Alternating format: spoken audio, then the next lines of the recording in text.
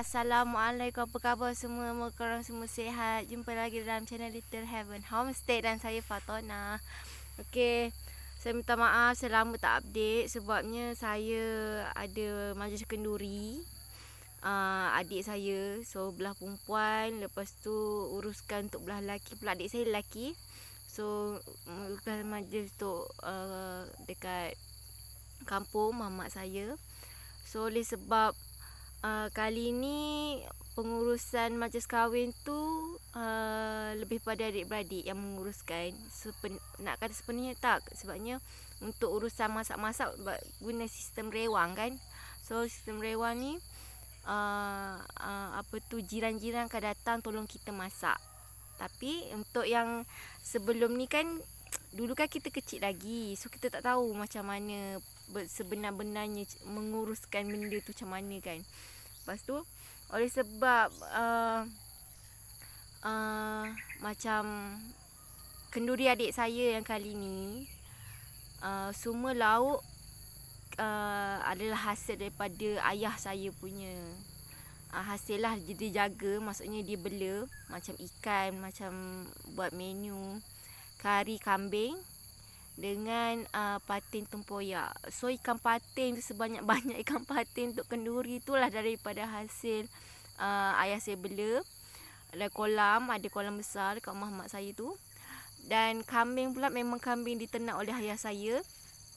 So memang banyak sangat kerja sebab kita nak sembelih kambing, kita nak keringkan kolam, kita nak proses ikan tu kan. Sebab ikan tu kena proses cepat-cepat. Lepas tu simpan dalam peti kan. So memang chaos lah, sebabnya kita adik-beradik je kan yang membuat kan. Walaupun masa tu ada minta bantuan kawan-kawan kepada adik lelaki saya yang bawa pada atas yang kahwin ni. Jadi diorang tolong untuk tangkap ikan dan potong ikan tu lah, proses ikan tu. So kita packing masuk dalam peti air. So sampai hari kenduri tu kita dah keluarkan lah pagi-pagi tu. Pagi-pagi hari majlis tu kita dah keluarkan, siap-siap subuh tu kita dah keluarkan. So bila jiran-jiran datang untuk rewang, diorang tinggal masak je. Diorang tak ada basuh ikan, diorang tak ada basuh ayam, tak ada macam tu.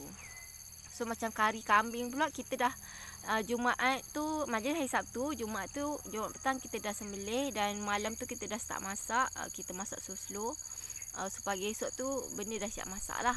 Macam tu. Maksudnya masak tu just bagi awas, ada punya rempah dia semua masak. Lepas tu daging tu masak tapi tak cukup empuk. Lepas tu esok tu baru kita nak masuk santan, nak masuk rasa, nak masuk garam, gula, nak masuk kentang apa semua hari tu.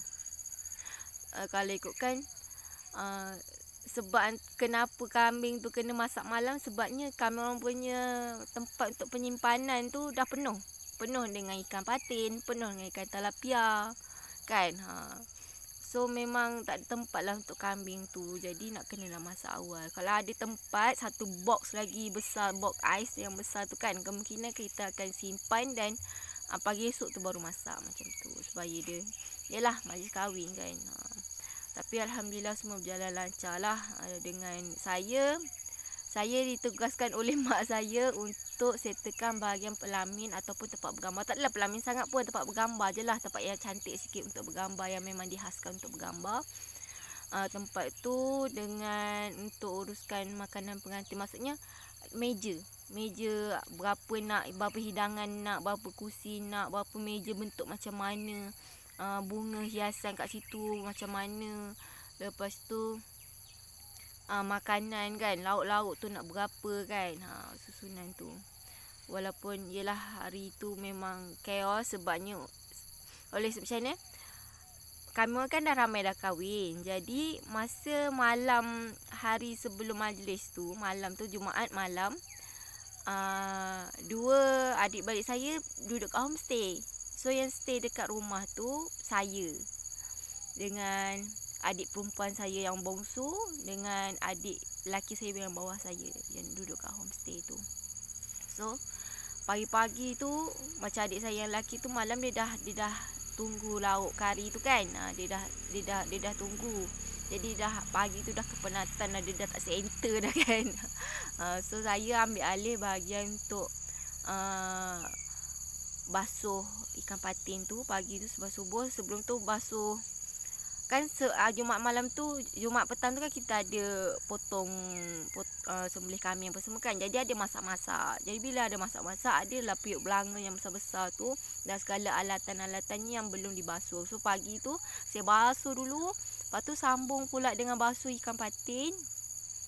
Timbang ikan patin tu, basuh, lepas tu barulah ketepikan untuk biar nanti orang lain, orang rewang, jiran-jiran datang untuk continue untuk masak lah. Tapi masa tu kita dah siap basuh. Lepas tu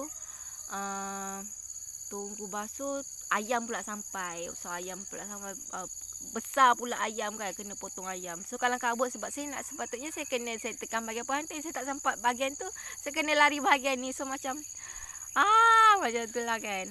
Untuk seorang yang macam saya yang sebenarnya mudah panik dalam keadaan yang ramai tu kan. Jadi memang tak menantang lah saya. Tapi memanglah alhamdulillah adik-beradik semua membantu. Diorang settlekan bahagian pelamin tu, diorang macam tukar tikar. Banyak tikar tu tak boleh, tikar kapit tak boleh pasang awal kan. Dia pasang nak hari majlis tu lah, baru dikemaskan lagi.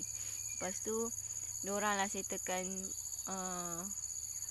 itulah sekeos-keos tu kan. Nak susun pinggan, cari pinggan pula tak ada kan. Nak cari sudu-sudu tak ada, cuba garpu tak cukup kan. Kelakar gila lah rasanya.